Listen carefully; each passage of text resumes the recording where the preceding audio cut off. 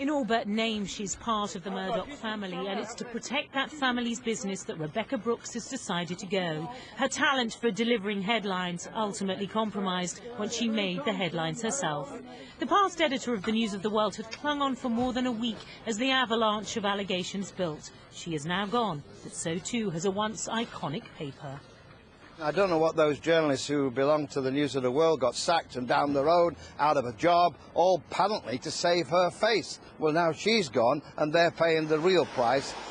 The boss, who had stuck firmly with his protégé all week, was whisked away from his London home, fully aware that her scalp may not be the last of this still unfolding scandal.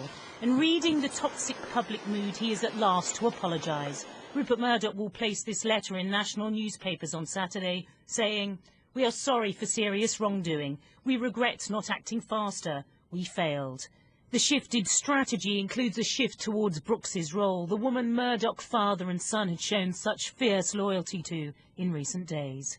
Rebekah Brooks's leadership of the company is the right thing. She's doing the right thing for the company. Her leadership is actually crucial right now. And announcing her resignation, Rebekah Brooks implied that allegiance had persisted to the last. She said, "My desire to remain on the bridge has made me a focal point of the debate. This is now detracting attention from all our honest endeavours to fix the problems of the past. Therefore, I have given Rupert and James Murdoch my resignation.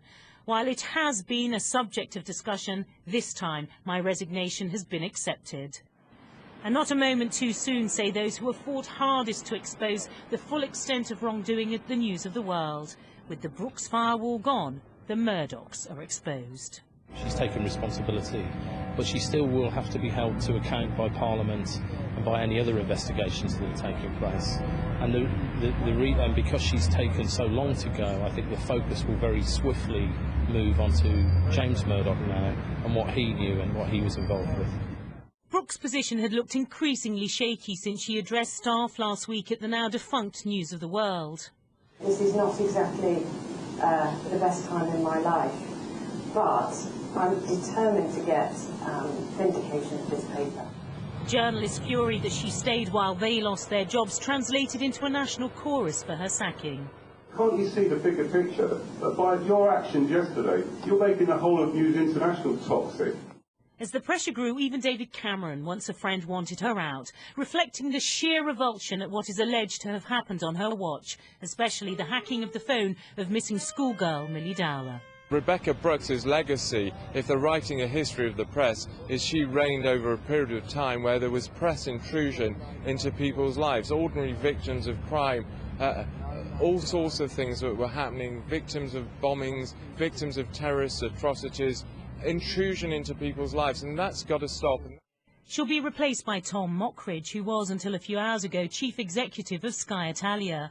And Brooks's resignation interrupts what has been an astonishing rise through the industry, fast-tracked by the mentor she'll be reunited with next week for a grilling by MPs. He should be apologising to the victims of phone hacking. And I hope when he goes before the Select Committee next Tuesday, he starts taking some responsibility for what happened in his organisation. She was denied knowledge of any illegal behaviour, but her defiance did little to dampen the backlash. Public and political reaction has now cost her her job and left Rupert Murdoch wondering what it'll cost him, business-wise, long-term. Michelle Clifford, Sky News.